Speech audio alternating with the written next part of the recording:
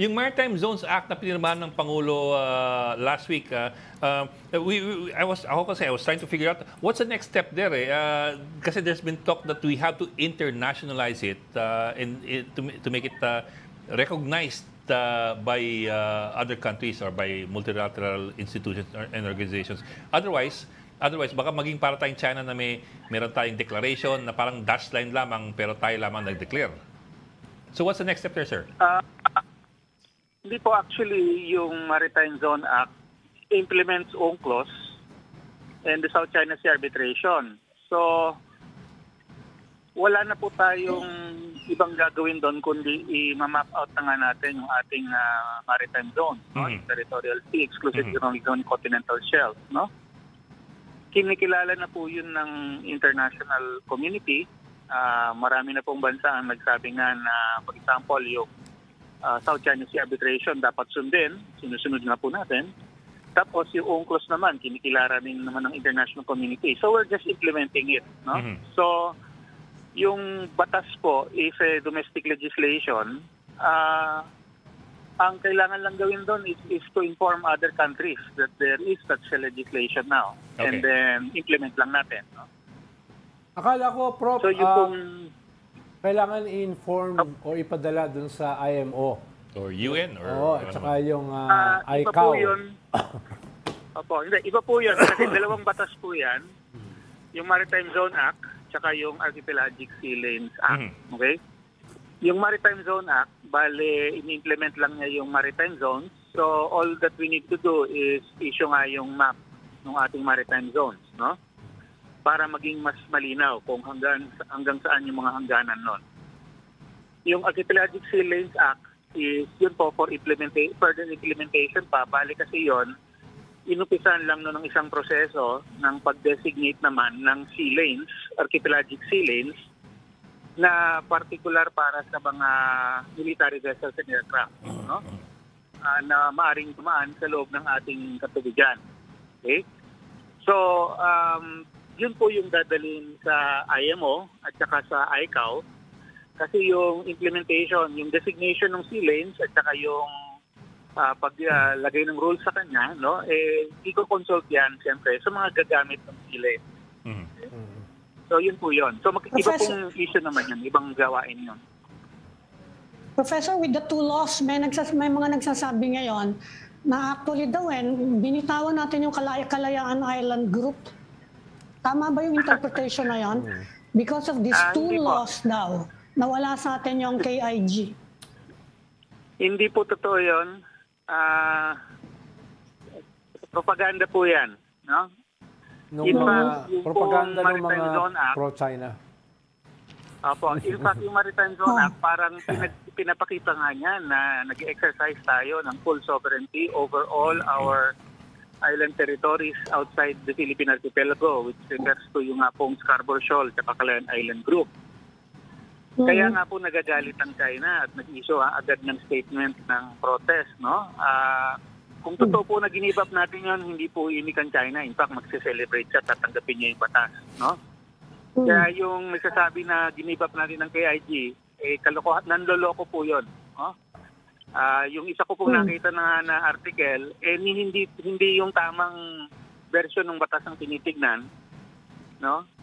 Ang sinasite niya isa doon sa mga first bills na file, hindi naman yun yung napasa. No? Dahil may proseso po ang legislation. Obvious na hindi niya binasa yung actual na legislation na pinirmahan ni Presidente. Mali-mali kasi yung number niya. Mali-mali din yung laman na sinasabi niya. Sino yung nagsulat na yan, Prof?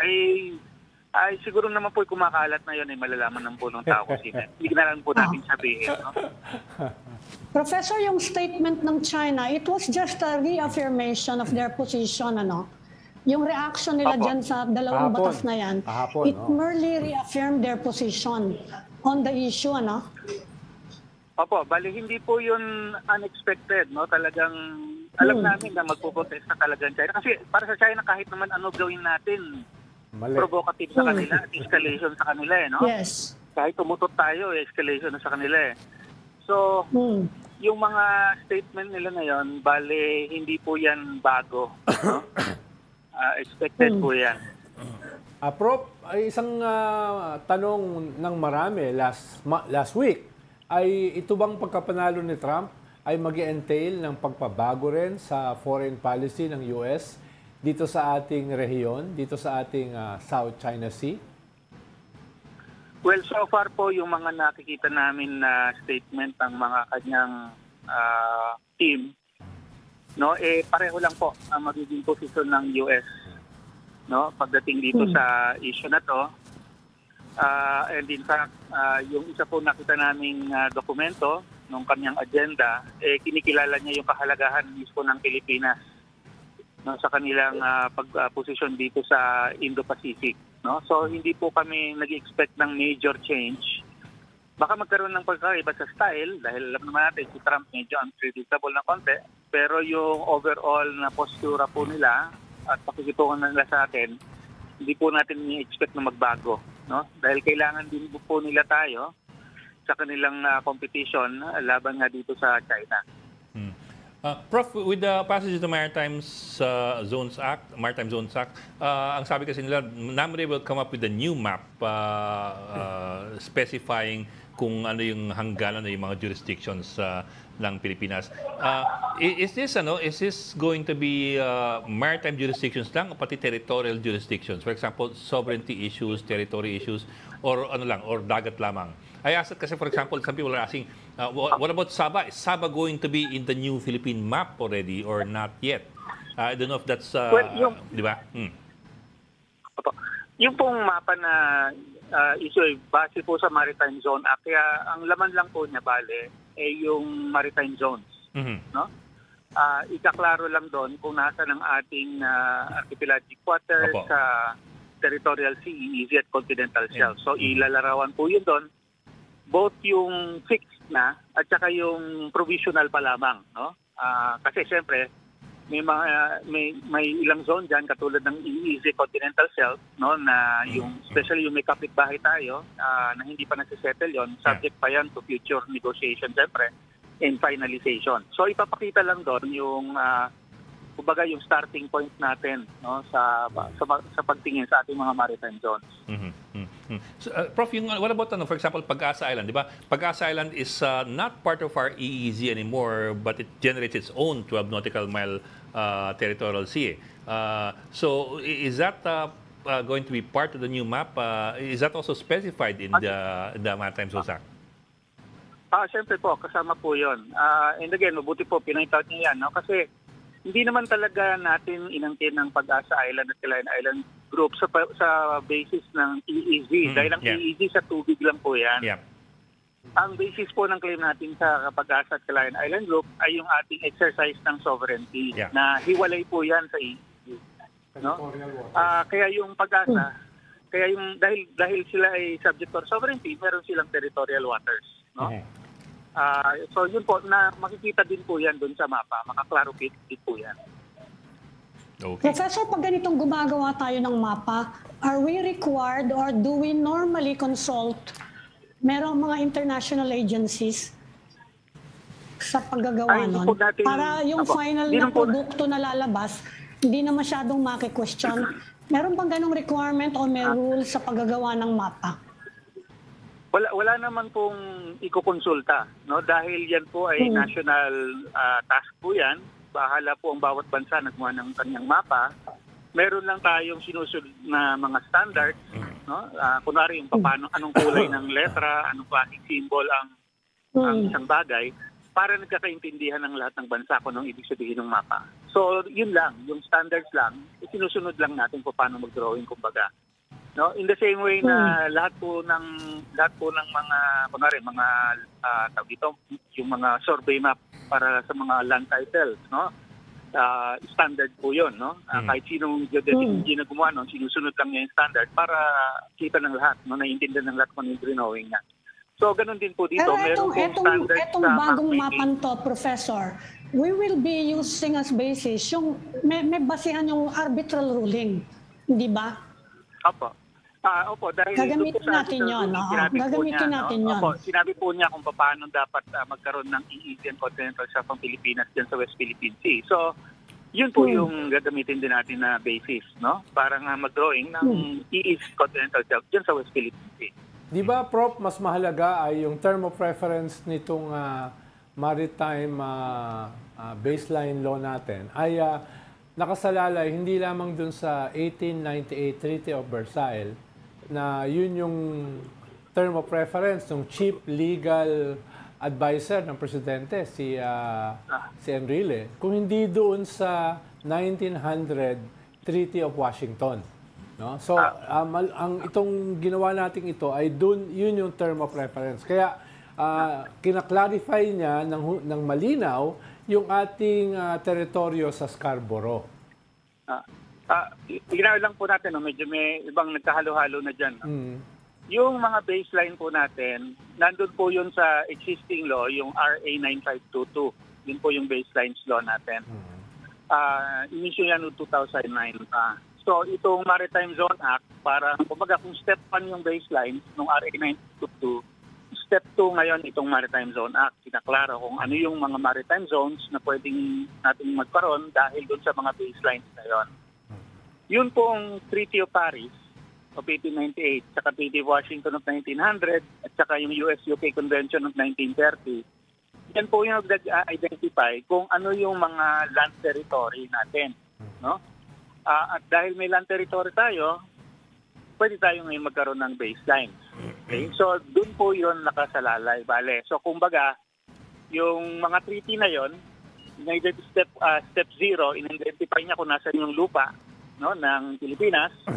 Kasama na po dyan yung Scarborough Shoal dahil covered po siya ng Treaty of Washington of 1900. No? Yung step 2, yung baselines law, dahil alam na natin kung nasan ang lupa natin, eh gagawa natin ng baseline. So yun, baselines law RA 9522.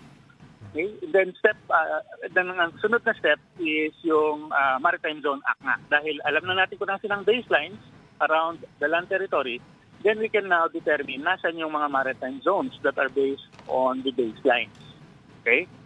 So yun, ganun po yung nangyari doon. Yung Archipelagic Sea Lane Act, parang special law yun with respect to one part of the maritime zones, yung pong ating archipelagic waters or inter-island waters. No?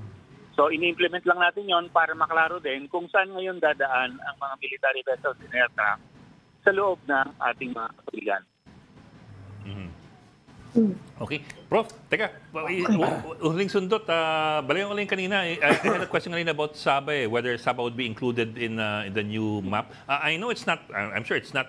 It's not mentioned in the Maritime Zones Act or the Sea Lane Act. But it's a question on everybody's mind, kasi with the new map being drawn up, a lot of people are asking, will Sabah be part of the new Philippine map or not? I don't know if you would you know kung ano sagot doon.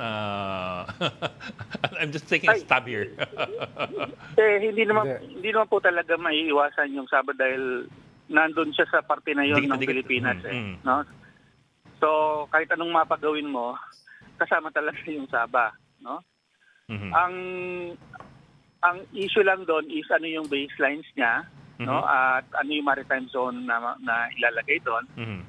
Pero ang complication nga doon is mayroong tayong US-UK Convention, no? At yung relationship natin sa Malaysia din ay magiging representative doon. No? So ang thinking ko, hindi ko pa nakakita kung ano yung ginawa ng RIA, pero ang mangyayari doon siguro para sa area na yon, provisional pa lamang. No? Anyway, para hindi na ma-preempt yung kung ano yung magiging resolution ng issue na ito. Yeah. Anyway, Prof, I was just taking a stab baka lang sa kalala mo. Kasi a lot of people were asking that when the story came out na Namrias drawing up a new map. Sama ba yung Sabah? Oo. Ano nangyari sa Sabah? Pero alalahanin natin, ang issue sa Sabah, kagaya ng Calayan Island Group, yan po ay land territory. Yes, sir. No? Yes, so sir. yung rules governing that are different. It's completely hindi different. Po applicable doon sa land territory yung UNCLOS kasi land po yan, hindi sea. Yes, no? sir. So iba po 'yon. Talagang may pagkakaiba yung treatment doon sa area na 'yon. Panghuling tanong, Prof, sabi kasi ni Senator Francis Tolentino, isasubmit daw natin sa United Nations ito. Ano yun? Requirement ba yon o FYI lang? No. Actually, FYI lang 'yon. Kasi kung titingnan niyo, kahit titingnan niyo yung sa UN Secretary General, yung kanyang repository ng mga batas na ganyan, no? meron po siyang kumbaga may disclaimer siya doon na pag nag-file ka sa UN, hindi nun ibig sabihin na yung final mo yun na yung tama at final. Hindi rin nun ibig sabihin na kinakampihan ka ng UN doon sa final mo. So it's really more for information. No? So hindi po register of deeds ang UN. Marami pong nagkakamali na ganun. So it's really informational lamang. FYI lang. So there's no approval process here. Walang Opo. walang ganun. Wala po. Hindi po yan ina-approve ng UN or anything. Wala po silang say doon dahil hindi po tayo subject sa sovereignty ng ibang bansa or ibang organization. No? Okay, sir. Maraming salamat. Okay. Salamat, Prof. Maritime expert, Okay. Professor Sige po. Dr. J. Thank you, Batong Bahal Professor. of UP Maritime Welcome. Institute. Thank you, sir.